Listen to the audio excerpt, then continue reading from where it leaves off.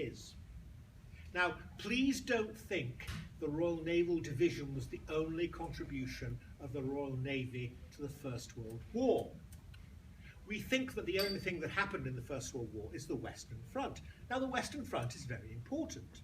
It's the one time the British ground forces were in the premiership against the 1st Division of the other side, and they defeated them. And that's a great achievement. And the Royal Naval Division was part of that.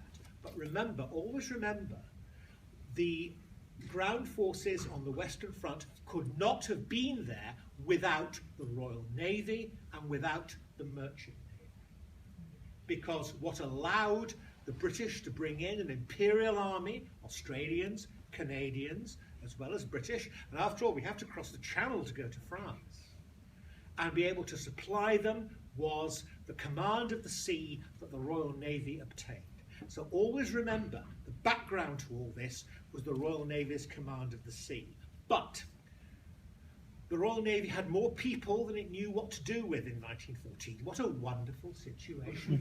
Nowadays. There were about 20 or 30,000 people more reservists than the Royal Navy could deal with. And that's a Royal Navy of 658 ships. 658 ships. Think of that compared with the Royal Navy today. By 1918, it was 5,000 ships. 5,000 ships. Amazing. Those were the days. But anyway, there were people who were available to be used. And also, the Admiralty had ideas that there might be a role for ground forces defending naval bases and possibly capturing other forward bases to put the Germans on the back foot. At the beginning of the war, there was this idea that perhaps we could use our still overwhelming naval power to bring pressure to bear, and perhaps that needed ground forces. And so it was decided a Marine Brigade should be formed, Chatham, Portsmouth, Plymouth, the Deal divisions, and also the Royal Naval Volunteer Reserve. The Navy wasn't quite happy with the Royal Naval Volunteer Reserve. They weren't really sailors. They hadn't been in too long. We still haven't. So therefore, perhaps they ought to be put in their place. And so therefore, about 3,500 RNVR personnel were available. And then there were about 2,500 stokers, rather a large number of stokers actually, in the Royal Fleet Reserve, and about 1,500 Royal Naval Reserve people to be available to be put into some kind of ground force. And so the Royal Naval Division was formed with Drake Battalion, Hawke Battalion, Benbow Battalion, Collingwood, Nelson, Howe, Hood, and Anson. They were based at Walmer in Bettishanger in Kent. Trouble was, there wasn't a great deal of equipment for them. We were quite unprepared for fighting on land in the First World War. The rifles that the Royal Naval Division had were the old-fashioned long Lee Enfield rifles you can see in the pictures, with the barrels that stick out and the bayonets that are under them. No mess tins even, no water bottles. They weren't available, and that had to be brought in later. But as you can see here, handy men to fight on land or sea, volunteer, 1 3d a day, which on my calculation is about £1 a day by modern standards. Rifles eventually appeared by the end of September. Now, the first part of the Royal Naval Division to be operational were the 3 Royal Marine battalions, and they landed at Ostend in August 1914, and they helped defend Ostend before they had to be withdrawn.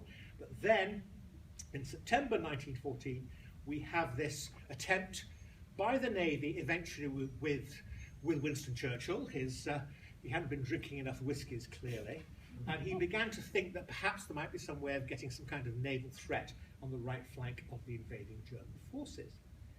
And so the Royal Marine Brigade was sent up there in requisition London buses. You may have seen on TV recently about the London General B-type bus. That was the Navy's idea. See, the Navy, the Admiralty, knew about technology. Hence buses. Hence armoured cars. The Royal Naval Air Service armoured cars. Hence, eventually, tanks. They're all created by the Admiralty. The Army doesn't like people saying that, and the military historians don't like me arguing that, but it's all true. It all comes out of the Admiralty. Anyway, so the Royal Marines go forward in buses, and the naval personnel go forward in trains. Now, so the Royal Naval Division tries to defend Antwerp. It was probably a good idea trying to defend Antwerp, although Churchill made a great issue of it. Churchill arrives there, talks to the troops. He then goes back to the cabinet and says, I want to be put in command of the Antwerp forces. They laugh at him. Winston, you've been on the whiskey too much. Please shut up. So he does. And eventually, the forces have to withdraw from Antwerp. And sadly, 1,500 Royal Naval Division troops have to withdraw into the Netherlands, where they are interned. And they spend the rest of the war in agricultural work. Possibly, it saved their lives, we're hard to say. Anyway, there was a certain confrontation at the border. There was one sub-lieutenant who said, I'm not going into the Netherlands. And he took his men and he made them escape along the border and got back to Belgium. And I think he got a medal for it. But this was not actually a particularly good thing. The first deployment of the Royal Naval Division, 1,500 prisoners interned, almost 1,000 captured by the Germans. So, not very good. But it was really understandable. These were people who were not trained soldiers, not trained officers, but they'd done pretty well. And also, defending Antwerp had some effect on slowing the Germans down and allowing the race to the sea to take place so that the Belgians and the British were able to hold the Germans back enough. So here we have got the Royal Naval Division left. The units that have been lost in the Netherlands are reformed, and therefore we now have a force still under the command of the Royal Navy. Now, the next centre of British strategy is the Dardanelles. The Dardanelles are very important. It's not just trying to put Turkey out of the war. Russia has got large amounts of grain in the Ukraine, but they can't export it. And they can't export it, they can't get money, and they can't buy weapons. So therefore we have to try to open up the Dardanelles to allow the Russians to export their grain from the Ukraine. So therefore the Dardanelles becomes the dominant strategy of the British in 1915. And because the army is totally committed virtually to the Western Front, eventually Kitchener allows the 29th Division, I think it was, to be sent to the Dardanelles. The only other division that can be sent is the Royal Naval Division. So it's sent to Egypt. It's sent to the Mediterranean, and being sent to the Mediterranean in March 1915, we have got perhaps the Royal Naval Division's most famous casualty, Rupert Brooke. He didn't die in action. He was infected by a mosquito bite, and he died on a French hospital ship off Skyros. But he wrote some quite nice poems, and he was perhaps one of the most famous officers in the Royal Naval Division. The RND takes an important part in the landings. They're one of the two British divisions in the landings. Eventually they reinforce the Anzacs at Cape Helles. They play a very important part in the Dardanelles landings. But the casualties are very heavy. The losses are very heavy. And in August, the division is reduced to 2 brigades. They get evacuated. They go to various islands, Madras, Salonika, and so on. But eventually they come back to Britain, and then they are sent to France in the spring of 1916. Here we are in 1916, with the British Army about to mount a really major offensive along the Somme. They come under the War Office's control on the 29th of April 1916. They arrive at Marseille shortly afterwards. They're brought up to strength by army forces. They're redesignated 63rd RN Division on the 19th of July 1916. But nonetheless, Major General Arbuthnot Paris is still their commander, a Royal Marine, and he allows them to retain their Royal Navy customs. They're allowed to grow beards, very civilized. They talk about going ashore when they go out of the trenches. when they get out of a train, it's port and starboard, not right or left. In other words, they're very civilized. The army doesn't like this very much, of course, but what do you expect? Anyway, they come back to, well, they come to the Western Front, and they become the 63rd RN Division, an army brigade. And when, sadly, Major General Arbuthnot Paris is wounded on the 14th of August, they come under the control of Major General Cameron Shute. He was a pretty standard army officer, oh dear, and he was determined to put the Royal Naval Division under army control. Army commissions were waved in front of the naval people there, but the naval people still wanted to be part of the navy that they joined, and they become part of the Royal Naval Division. It all became a bit serious, inter-service rivalry. One of the Naval Division officers was a certain A.P. Herbert, a very well-known writer of the period. And after some incident in which the general had been inspecting the trenches and had found the heads weren't quite what he expected, he wrote this. If this offends any of you, I apologize. My wife said I shouldn't read it, but I love it, so I'm going to do it. The general inspecting the trenches exclaimed with a horrified shout, I refuse to command a division which leaves its excreta about. But nobody took any notice. No one was prepared to refute that the presence of shit was congenial compared to the presence of shoot. And certain responsible critics made haste to reply to his words, observing that his staff advisors consisted entirely of turds. For shit may be shot at all corners, and paper supplied there to suit, but a shit would be shot without mourners if somebody shot that shit shoot.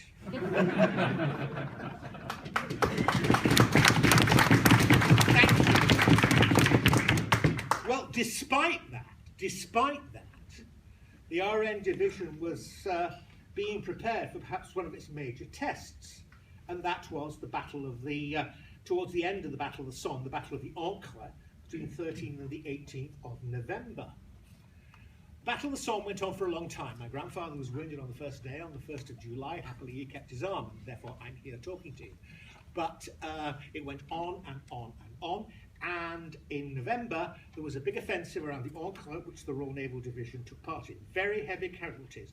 2 lieutenant colonels were killed, 1 was wounded. But one of the ones who was wounded won the VC, Freiburg, by taking the objective. It was a great achievement by the Royal Naval Division. It captured Beaulieu. They also had 6 tanks supporting them. Now, the tanks, remember, had been developed by the Royal Naval Air Service. It's a long story. I won't bore you with it, but it's quite important. So here you have the Admiralty again with the tanks, the land ships, and the ground forces being able to achieve a success towards the end. But it was very expensive. 1,700 members of the division were killed. This was a very expensive kind of waging war. But of course, if you're fighting in the 1st Division, if you're fighting in the Premiership, as we were, then you have to accept that large numbers of people will be killed. In 1917, the Royal Naval Division took part in the Battle of Gavrelle, part of the Arras offensive, part of the ill-considered and not very well executed Naval offensive in early 1917. A battle in which the Royal Marines suffered more casualties than in any other single engagement they have ever fought. This was really expensive stuff. It really was. It really was. And the 1st Battalion of the Royal Marine Division, Lieutenant Colonel Carter was killed, 500 plus casualties, hundreds of people killed or wounded. This was real warfare. And it's easy to say, you know, this is the lions led by donkeys, but it's not. If you're going to fight a major enemy like Germany, this is what you need to do. and the Admiralty was contributing people to fight these terrible, terrible battles. In 1917, it got worse, perhaps. Passchendaele, the mud, the real mud, and the Royal Naval Division was part of that. And they advanced, and they took their objectives, and they were a flanking formation of the Fifth Army, and they were able to make some successes. And remember that although large numbers of Brits get killed, large numbers of Germans get killed too, and that's attrition, and that works up to a point at least, although it's not a very pleasant thing to do. In March 1918, the Germans mount a major offensive. They advance, and the Royal Naval Division helps stop their advance and then goes back onto the offensive. And by this time, the Royal Naval Division was taking recruits largely from army sources, but they were still part of a naval traditional group. And with tanks too. In fact, it's rather naval actually. Here are tanks created by the Admiralty, and here is a naval division also fighting with them, and they're attacking offensively, and the Germans are being defeated. And by the end of the war, the Royal Naval Division had created a name for itself that was quite remarkable. As one of the as the Royal Navy said in a paper they produced for the government at the end of the war, the Royal Naval Division gained a name for itself as one of the best fighting divisions of the Army on account of its tenacity and courage, was employed in such actions as Beaucourt and Cambrai, where these qualities were so greatly needed. And that's absolutely true. Absolutely true.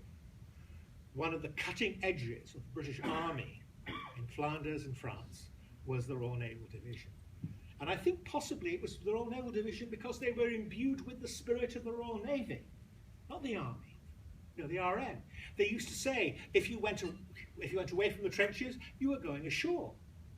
It was a naval culture, a naval culture. And that naval culture worked. The casualties were terrible.